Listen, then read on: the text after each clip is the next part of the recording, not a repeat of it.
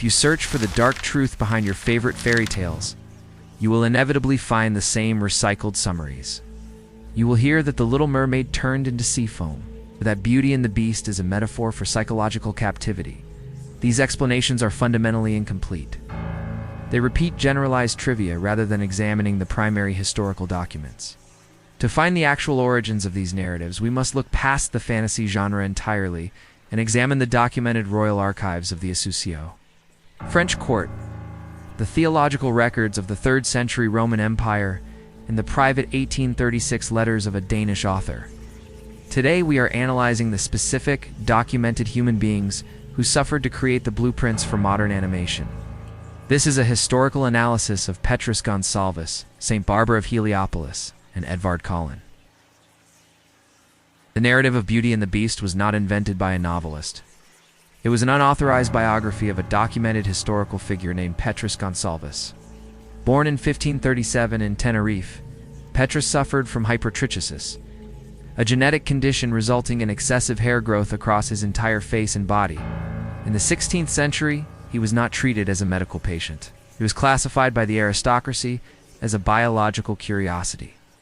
At 10 years old, Petrus was placed in an iron cage and shipped to the royal court of King Henry II of France. This is where the cinematic narrative diverges from the historical record. King Henry II did not lock Petrus in a dungeon. Instead, he initiated a sociological experiment. The king provided Petrus with the highest level of European aristocratic education, teaching him Latin, military tactics, and classical literature. Petrus became a fully integrated nobleman of the House of Valois. But the psychological tragedy occurred after King Henry II's death. The king's widow, Catherine de Medici, took control of the court, viewing Petrus not as a human, but as a genetic asset. Catherine orchestrated a marriage. She systematically selected a beautiful court servant named Catherine Rafflin. There was no magical curse, and there was no transformation. Catherine de Medici forced the marriage specifically to see if the genetic condition would be passed down to their offspring. They had 7 children, 4 of whom inherited hypertrichosis. Rather than allowing the family to live in peace, the European aristocracy commodified the children. They were separated from their parents and gifted to other nobles across Europe, including the court of Margaret of Parma. The true story of Beauty and the Beast is a documented history of genetic exploitation by the French monarchy. We now move to 1837 and the publication of Den Lille Herfru by Hans Christian Andersen in Copenhagen, Denmark. The modern understanding of this text focuses on the protagonist losing her voice and failing to win the prince's affection. However, the literary analysis community acknowledges that this manuscript was never originally intended as a children's fable. It was a semi-autobiographical confession of unrequited affection documented in Andersen's private correspondence. In 1836, Hans Christian Andersen harbored a deep, unreciprocated romantic attachment to his close companion, Edvard Collin. Because of the strict societal and legal parameters of 19th century Denmark, Andersen could not openly express his identity or his affection. When Edvard Collin announced his formal engagement to a young woman named Henriette Thyberg, Andersen was devastated. He retreated to the island of Fyn and immediately wrote the first draft of The Little Mermaid. The mechanism of the story is entirely metaphorical for Andersen's sociological isolation. The mermaid losing her tongue represents Andersen's legal and social inability to speak his truth. The prince, marrying a different princess, reflects Edvard Collin's marriage to Henriette. The original manuscript ends with the protagonist dissolving into sea foam, direct literary translation of Andersen's feeling of erasure. It was an expression of Victorian-era alienation, published under the guise of oceanic mythology. Finally, we examine the archetype of the girl locked in a tower, Rapunzel.